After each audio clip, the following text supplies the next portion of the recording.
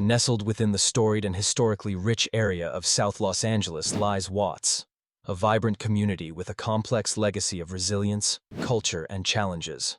While many know Watts for its iconic Watts Towers, few may realize that it's also home to some of the country's most significant public housing projects. Today, we delve into the history and impact of these developments, exploring the various public housing projects in Watts, and understand the gangs that arose, having deep-rooted ties to these communities. Our journey begins with the Nickerson Gardens. Constructed in 1955, Nickerson Gardens is the largest public housing development west of the Mississippi River, comprising over 1,000 units. This project was initially designed to provide affordable living spaces for working-class families. Over the decades, it has become synonymous with the Bounty Hunter Bloods, one of the most well-known gangs in Los Angeles. The Bounty Hunter Bloods emerged in the late 1960s as a response to social alienation and systemic neglect. While often portrayed in the media through a lens of violence, it is crucial to understand their origins within the broader context of racial and economic disparities.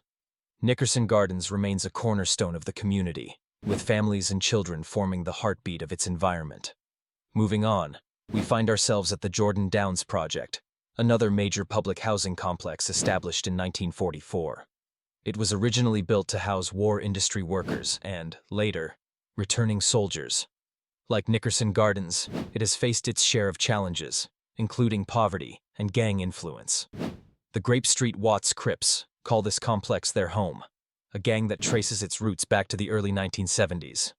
They emerged during a turbulent era of racial strife and economic hardship, providing a sense of identity and solidarity for local youth. The narrative here is not just one of gangs, but also of community efforts towards transformation. Recent redevelopment projects at Jordan Downs aim to revitalize the area, blending new residential units with parks and community centers, heralding a hopeful change for its residents. Our next stop is Imperial Courts, a housing project developed in 1944. Like its counterparts, Imperial Courts was an attempt to address housing shortages during World War II. Over the years, it became associated with the P.J. Watts Crips. Emerging in the complex socio-economic landscape of the 1970s, the P.J. Watts Crips, like other groups, were often a reaction to exclusion and marginalization. Imperial Courts has been a site for both contention and community-driven improvement, where initiatives have been launched to foster peace and opportunity among young residents. Lastly, we visit the Hacienda Village, less mentioned but equally significant.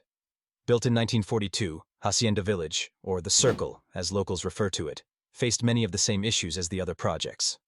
The East Side Hacienda Village Bloods established themselves in this enclave, becoming part of the broader tapestry of gang culture that many associate with Watts. The narratives here are not monolithic. Intertwined are community organizers and family members striving for a better future. Highlighting that within these housing projects lie the stories of people seeking stability, opportunity, and a sense of community amidst their struggles. While these public housing projects often make headlines for their challenges, it's essential to focus on the community's resilience and the ongoing efforts for change.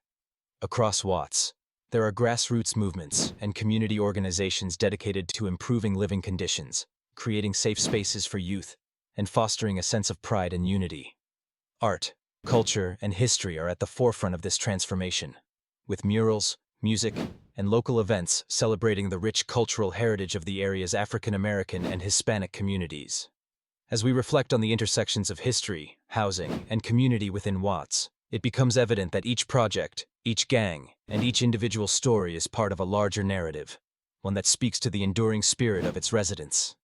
While challenges persist, so does hope, underscored by efforts to revitalize these neighborhoods and create a brighter future for all who call Watts home. Through understanding and recognizing the history and humanity within these projects, we can appreciate the complexities and contributions of this remarkable community.